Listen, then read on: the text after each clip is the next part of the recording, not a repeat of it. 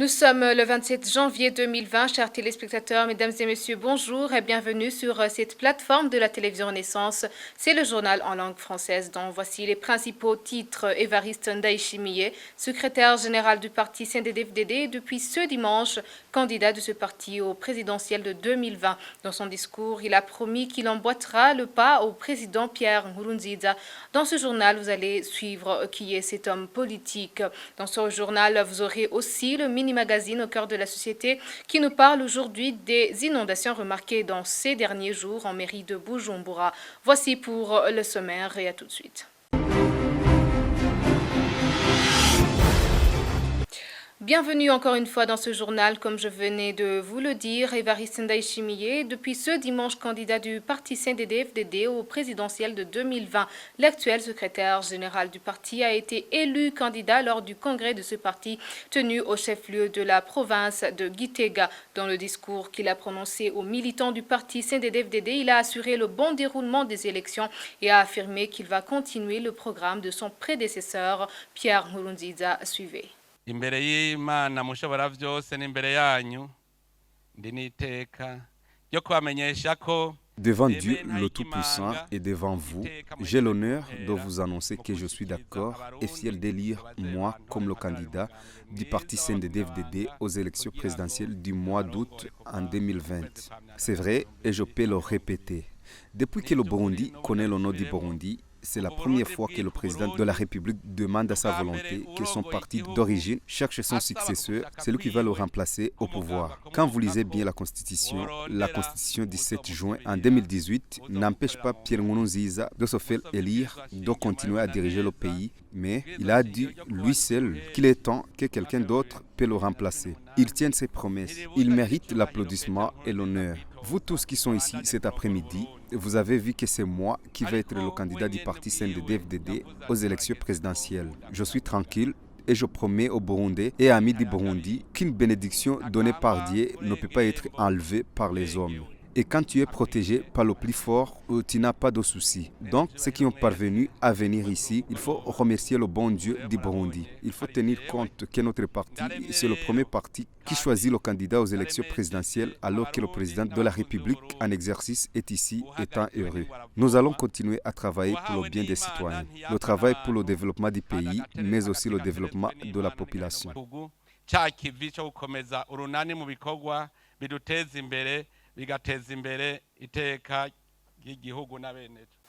Alors, qui est Évariste Ndayishimiye, désigné candidat à la présidentielle par le CNDD-FDD?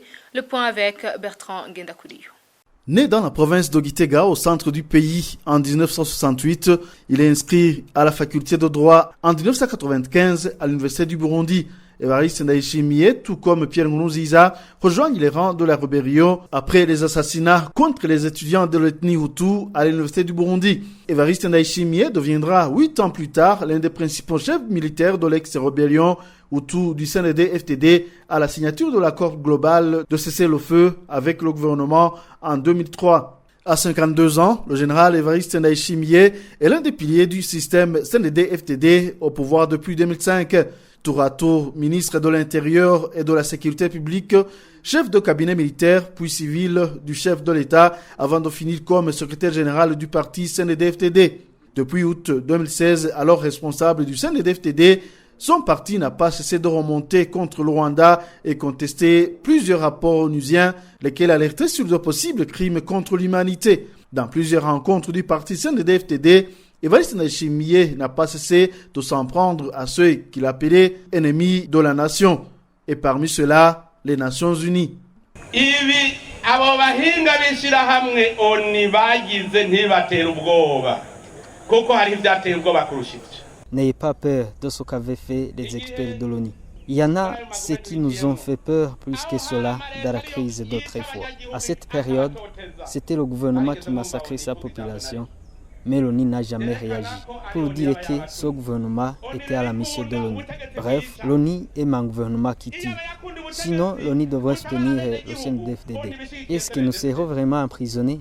Il proclame que les autorités vont comparaître devant la CPI. Moi-même, j'ai dit aux experts de l'ONU vis-à-vis qu'ils ont organisé le Macrobo pour venir nous exterminer. Je les ai montré que le Macrobo ne pourra jamais résister contre nous. À moins de 3 heures, il sera anéanti. Vous vous souvenez d'un certain Onanga Nyanga? C'est celui qui a commencé à soulever la population burundaise pour qu'ils abandonnent leur pays natal. Il voulait aboutir à quoi en fait? Il voulait que les Hutus et les Tutsis puissent encore s'entretuer. Mais il a échoué lamentablement. Yashaka yuko abarundi abahutu n'abatutsi dusubira gucanamwo noneho byaramunaniye n'amaramara. La conférence des évêques du Burundi n'a pas été épargnée. C'était au mois de septembre 2019. Le parti CNDD-FDD les accusait de diviser les Burundais suite à un message pour les chrétiens qui faisait part de leurs inquiétudes et préoccupations avant les élections de mai.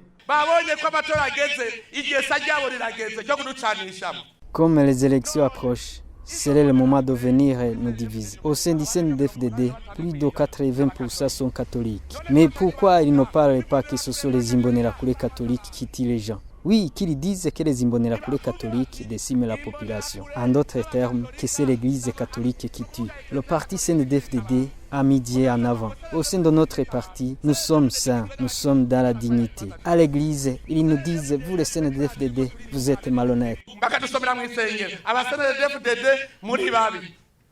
Et la question qui concerne les réfugiés, pour Évariste Ndayishimiye, sont des soi-disant réfugiés burundais. Ils n'ont pas fui la guerre et l'OHCR emprisonne les réfugiés burundais, selon toujours Évariste Ndayishimiye. Souvenez-vous, en ce temps même, le HCR a érigé des tentes sur les frontières burundaises en incitant la population de venir prendre des aliments.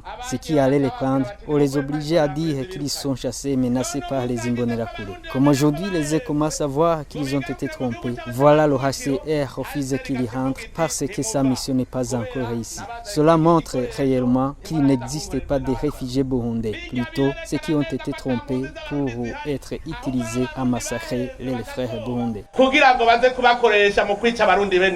Pierre Nkurunziza laisse donc derrière lui un pays fracturé par une crise politique marquée par de nombreux cas d'assassinats ciblés, de torture et autres violations graves des droits de l'homme documentés dans de nombreux rapports de l'ONU ou d'organisations des droits humains. Des accusations systématiquement rejetées par le régime de Bujumbura. Merci beaucoup Bertrand Ngendakuri, toujours sur la page politique. Malgré que le CNDD-FDD a présenté son candidat aux élections présidentielles, il n'y aura aucun changement. Il est clair et net qu'il n'y aura pas d'élection si on observe bien le déroulement des choses. Ce sont les propos de Nshimirimana Vital, président du mouvement Halte 3e mandat. Il a évoqué cela à l'occasion du 5e anniversaire de ce mouvement. Vital Nshimirimana espère que ce prédécesseur de Pierre Nkurunziza continue le chemin des dialogues avec les Burundais pour trouver les solutions à tous les problèmes que le Burundi traverse.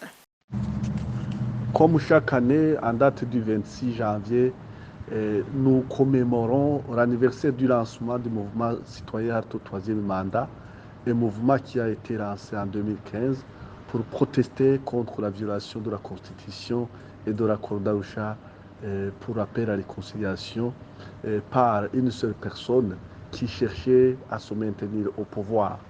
Malheureusement, en 5 ans, il y a beaucoup de conséquences néfastes qui ont résulté de la violation de l'accord d'Arusha pour appel à la réconciliation et la violation de la Constitution, parce qu'en voulant se maintenir au pouvoir, Pierre Nkurunziza a commis des crimes abominables, des crimes contre l'humanité, au point qu'aujourd'hui, le pays, le Burundi, est placé sous enquête de la commission, plutôt de la Cour pénale internationale. Et le 5e anniversaire du mouvement Halte 3e mandat coïncide avec un petit changement intervenu au sein même du système du CNDD-FDD, mais c'est un changement que nous saluons. Aujourd'hui, nous pouvons espérer que ceci donne une leçon, que les choses ont toujours leur fin, que même Nkurunziza, qui a cherché à se maintenir au pouvoir en tuant son peuple, et va finir par partir. Et devra un jour répondre des crimes qu'il a commis. C'est à ce niveau que nous demandons au futur leadership du Burundi de négocier avec l'opposition pour résoudre la crise actuelle, faute de quoi la crise ne fera que se prolonger. Et si Évariste Ndayishimiye était élu président de la République, et nous n'avons pas beaucoup de doutes, étant donné l'arrangement actuel des choses, il doit absolument négocier avec l'opposition pour reconstruire le pays. Tout dépendra de lui. S'il veut se libérer du joug de Pierre Nkurunziza et du système criminel, il pourra le faire et il aura des soutiens. S'il veut continuer la politique criminelle de Pierre Nkurunziza, il perdra non seulement le pouvoir, mais aussi sa réputation et son avenir politique. Eh bien, pour clore ce journal, c'est le moment de suivre le mini-magazine au cœur de la société qui revient aujourd'hui sur les inondations remarquées dans ces derniers jours en mairie de Bujumbura qui causent beaucoup de dégâts humains et matériels. Ce mini-magazine vous est présenté par Emmanuel Nyungeko, notre confrère de la RPA. À la fin de l'année 2019, des inondations ont emporté des vies humaines et ont causé d'autres dégâts à mairie de Bujumbura. Quelles sont les causes de ces inondations? Qu'en dit l'urbaniste et qu'est-ce qu'envisage le gouvernement du Burundi pour lutter contre ces inondations? Voilà la matière sur laquelle va porter le mini-magazine au cœur de la société de ce 25 janvier 2020. Au micro, Emmanuel Ningeko, bienvenue.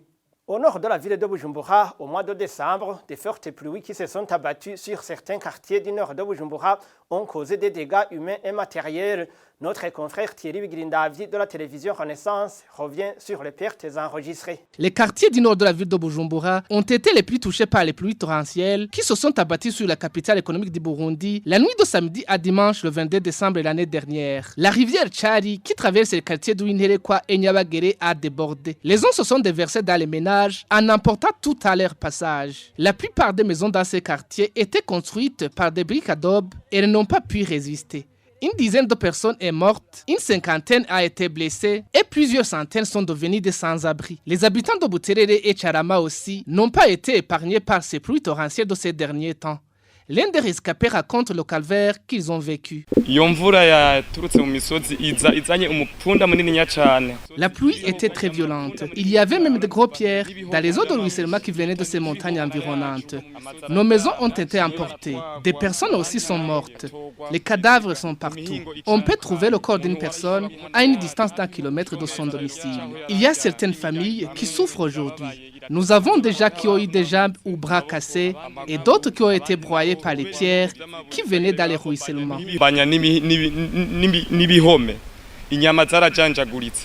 Même le ministre de la Sécurité publique, le lendemain de cette catastrophe, s'est rendu dans ces quartiers.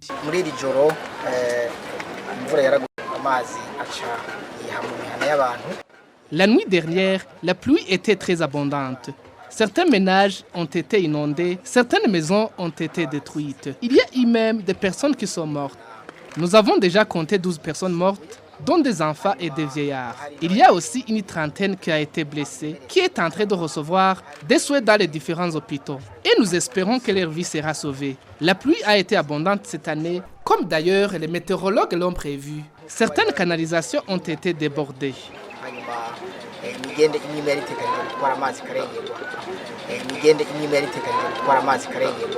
Le gouvernement du Burundi, avec l'appui de la Croix-Rouge et World Vision, a aménagé une place au quartier Ouinherekwa pour accueillir les victimes. Une tente, une natte et une couverture ont été données à chaque rescapé. Félix Niyonkuru, ingénieur urbaniste, lance un appel au gouvernement de canaliser les eaux de ruissellement et d'évacuer les habitants vivant au bord des rivières. Les inondations sont provoquées par le débordement de l'eau dans les drainages ou bien dans les rivières.